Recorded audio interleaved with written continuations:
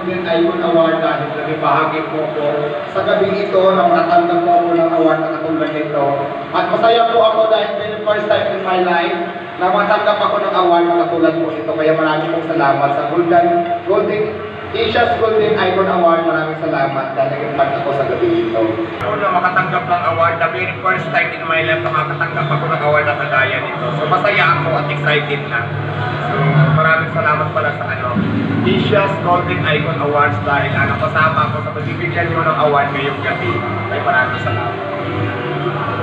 Ayan, magandang gabi po sa inyong lahat. Gusto ko lang pong masalamat sa Asia's Golden Icon Award dahil nabibahagi po ko sa gabing ito na makatanggap po ako ng award na katulad nito. At masaya po ako dahil ito yung first time in my life na matanggap ako ng award na katulad po ito. Kaya maraming pong salamat sa Asia's Golden Icon Award. Maraming salamat dahil naging part ako sa gabi ito. Maraming salamat po. Congratulations, that was for Social Media Influencer of the Year. Thank you very much. Congratulations. The award may be brought on service. Diwata, bigyan mo nga kami ng kwento dito sa pagkakabigay sa iyo ng award na yan at para saan ba yan? Ayan, nagulat nga ako kasi alam mo ba, sobrang saya ko din kasi first time ko sa buhay ko na makatanggap ng ganitong klaseng award. Tapos ang nakalagay na award dito ay pangalan ko tapos sa Asian Golden Icon Awards 2024, Social Media Influencer of the Year. Kaya maraming salamat talaga sa nagbigay sa Social Media Influencer of the Year sa Asia's Golden Icon Awards. First time ko nakatanggap ng award trophy ang tawag dito, award with medal. Di ba nakita nyo naman ang ganda, Golden Asia's, ayan. So, at dito pa guys, ang nakaloka pa, nakatuwa dahil kasabayan natin yung mga kilalang tao doon, mga artista. Tapos napaka-social talaga. Alam ko saan ito ginana, saan ko ito kinuha. Okada, napaka-social talaga ng venue, red carpet yung nilalakaran namin. Tapos parang social yung mga tao doon. So first time naman ito mangyari sa buhay ko, kaya maraming salamat talaga. Dahil ako ang napili ng bigyan ng ganitong klaseng award na talagang hindi ko ito makakalimutan na habang nandito itong award na to, ang mangyayari dito ay tatabi ko lang to para mayroon akong alaala, may souvenir ako na award na ganitong klase ng award. So gusto ko lang pasalamatan ang Asia's Golden Icon Award sa pagbibigay sa akin ng ganitong award, Influencer of the Year Award. So maraming salamat sa inyo na hindi ko naman pinangarap talaga na magkaroon ng ganito, pero dyan na lang dumating. Nagulat ka din ako dahil pinagalan tayo ng message, natatanggap tayo ng award ngayong araw na ito. Kaya so kahit pagod na kanina, di ba, nanggaling ako ng Banao sa munting tulugan ko dito sa may parisan ko. So yun, ngayon ko lang din ito na videohan dahil nga kanina busy ako at saka syempre bawal din naman yung kasama sa loob, kailangan talaga isa lang. So walang time para mag-video. So ngayon, yung mga nagtatanong kung anong award yung natanggap ko, ito na yun siya. Galing ito sa Asian Golden Icon Award na binigay sa akin bilang isang Social Media Influencer of the Year. Maraming salamat po. Dahil ako po ang napili niyo maging Social Media Influencer nitong taon na ito. Isang malaking karangalan to sa akin, lalo na po sa Diwata Paris Overload. So, laban lang, di ba?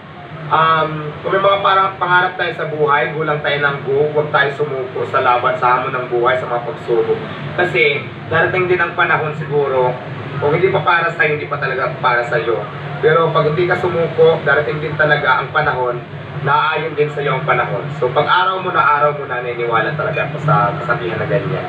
Kaya kung may pangarap kayo sa buhay, gulang, kahit anong batikos pa yan, kahit anong paninira pa yan, kung wala ka namang ginagawang masama, ituloy mo lang yung laban sa buhay, ituloy mo lang yung paggawa mo ng mabuti, kasi nandiyan naman ang Diyos nakatingin lagi sa atin.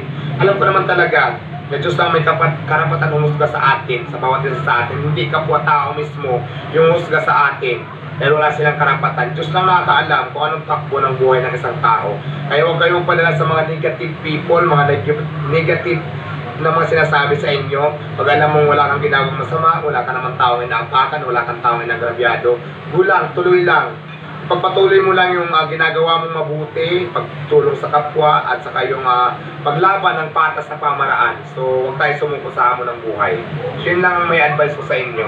Kaya naman, once again, ilang beses ko ulit-ulitin na pinapasalamatan ko po ang Asian Golden Icon Award for choosing me na mabigyan po ng ganitong klaseng award na based on social media, ay wala pa lang, Social Media Influencer of the Year 2024.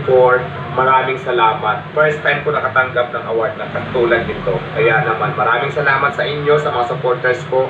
Dahil kung hindi dahil sa inyo, wala din naman ako matatanggap na ganito. Kaya maraming salamat sa mga taong nagtitiwala pa rin sa akin, sumusuporta pa rin sa akin. Maraming salamat sa inyong lahat. Dahil marami pa rin talaga nagtitiwala sa akin sa kabila ng dami-dami ng mga basher na lumalabas na yon. So, yun nga, sinabi ko na nga na as long as na wala kang ginagawang masama, huwag niyong intindihin yung mga basher na yan. Dahil hindi yan makakatulong sa atin. Diba? Tulad ng sinasabi ko, kapag wala ka naman ginagawang masama, wala kang taong inaapakan, wala kang taong inagrabyado, lumalaban ka naman ng patas ng pamaraan, na nakakatulong ka pa, hindi ka na may merwisyo ng kapwa mo. So, huwag kang maniwala sa mga taong negative kasi hindi makakatulong sa iyo yan. Ignore mo yung mga negative people kasi walang may dudulot sa inyong mabuti yan. So, tuloy mo lang ginagawa mong kabutihan. So, yun lang ma-advise ko sa lahat. So, yun lang muna kasi medyo pagod na rin tayo dahil syempre, di ba, Social Media Influencer of the Year. Kaya maraming salamat dahil ako ang inyong napili. Sa award na yan, Diwata, ilan ba kayo na pinagkalooban ng ganyang award? Marami kaming tumanggap ng award pero kasi kanya-kanyang award yung mga tinatanggap namin. Marami tayong kasabay. So, mga bigatin, mga negosyante, may mga artista pa, nakasabay ko pa dun si Aramina, tapos yung iba pa na matataas na tao. So, kanya-kanya kaming award. So, ang award na napunta sa kanila, hindi ko na alam kung anong mga award yun. Pero magkakaiba, bawat award na natatanggap namin, kanya-kanya kaming award. Katulad sa akin, ang award ko is Influencer of the Year. Yung iba naman, maraming award na katulad din ito, pero hindi magkaparehas. So, ibig sabihin lang, sa lahat ng mga influencer or media, ikaw lang ang nakatanggap nito sa taong ito. Yes. Ako lang na mag-isa ang yung Influencer of the Year. Ako lang po nakatanggap. Pero maraming award na tumanggap doon. Pero iba-ibang award na natanggap nila. Hindi kami magkaparehas. Kaya naman, gusto ko lang pasalamatan, di ba? Dahil sa Congratulations, Diwata. At sana, wag sanang mangyari yung mga sinasabi nila na ikaw daw ay lumaki ng ulo dahil ikaw daw ay malayo na yung narating, yumaman ka na at sumikat ka na. Ay sana naman huwag magkatotoo yung kanilang mga sinasabi. Alam mo yung paglaki kasi ng ulo na sinasabi nila, wala naman lumaki ng ulo eh. Yung ulo ko noon sa ngayon, parehas lang yung size, hindi naman lumaki. Bakit alam niyo ba yung ulo ko dati? Pero hindi, yung sinasabi kasi nilang lumaki yung ulo, ayun siguro yung nakita nila, hindi ako nagpa-picture kasi di ba may reason naman, tapos yung nagpabati ng happy birthday. Yun yung naging big deal na yan sa kanila. Yun na naman talaga yung nagawa ko na hindi naman talaga big deal yan na ako tutuusin kasi di ba?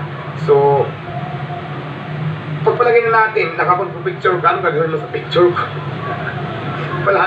Hindi, pero siyempre, nandun na tayo sa point na yung, ang sasabi kasi nilang point yung parang nagpagod sila, ganito sa malalayong lugar, nagkataon naman napagod na ako, marami akong ginagawa, nakikasabay lang, so, diba, sabi ko naman, hindi naman sa hindi ako nagpapapicture, nagkataon lang talaga na may ginagawa, yung nga lang kasi yung mga basher ko, pinapakita lang lagi talaga yung mga short videos na kung saan negative lang yung nasabi ko, hindi nila pinapakita lahat, may nakita pa kayong mahaba na video na sinabi ko.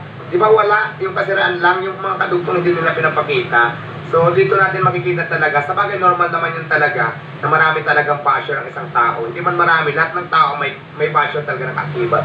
Gumawa ka man ng mabuti, may basher. Gumawa ka man ng masama, may basher. Basta lahat ng tao may kasamang basher yan. So, ignore nyo lang yung basher, ulitin ko, kasi wala yung maitutulong sa atin sa kapwa. Wala na yung magtulong ng mabuti sa atin. Basta importante dito, tulad ng sinabi ko kanina, wala tayong taong inaabakan, wala tayong taong inagrabyado. Lumalaban tayo ng tama. Lumalaban tayo ng patas sa paraan para magpapikto tayo sa kanila. Unang-una, hindi naman natin sila kilala, hindi naman natin sila pinperwish, hindi naman tayo nanghingi sa kanila. So, gano'n na lang sila kung mag-comment, diba? Tulad ng sinabi ko, Walang karapatan ang tao, kapwa-tao, para humusga sa isang tao. Diyos lang may karapatan humusga. Diyos lang may karapatan humusga at Diyos lang din nakakaalam kung ano ang maging kapalaran ng isang tao, hindi po kapwa-tao natin. So yun lang. Yan. Maraming salamat Diwata at congratulations. Ayan, maraming salamat.